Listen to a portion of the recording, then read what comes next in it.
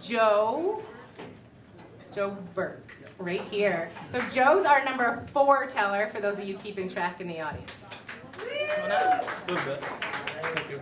You're welcome. Great. Okay.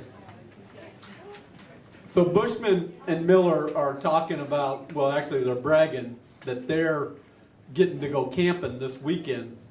One of them was 11, one was 12, I'm 13, and I'm more than a little jealous that they get to go camping unsupervised while I'm going to be at home on the farm.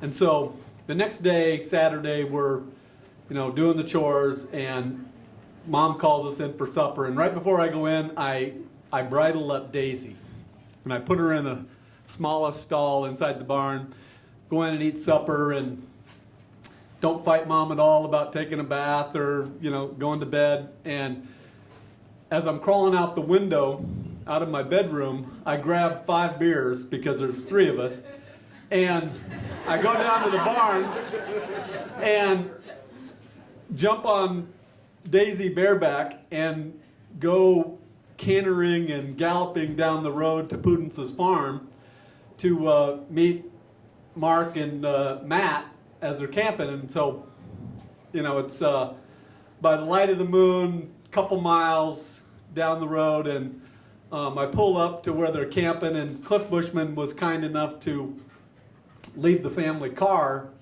for the boys in case they got cold. And so we're sitting in the back of the car, a couple of us, one in front, drinking the beers, and I'd watched enough westerns to know how to tie up a horse. And you just basically wrap the rein around a log, and so we're having a great time, and we step out to relieve ourselves, and Daisy's missing.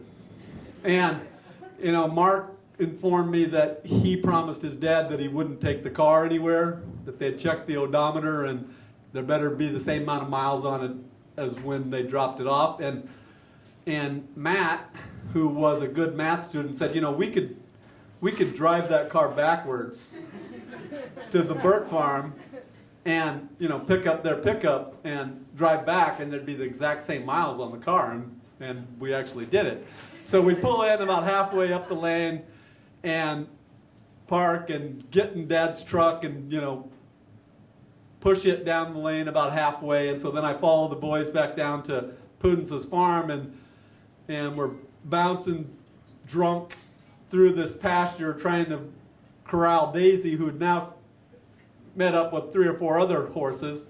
And it took us hours to finally get her, and I finally got her corralled, and I ride her back home and tie it up outside by the mailbox, and get back in the truck, run the boys back down camping. I decided I'd had enough camping for the night, drove back home, and shut the engine off as I pulled the truck back to where Dad had parked it, and crawled back into my bedroom just as Mom calls down and says, it's time for church.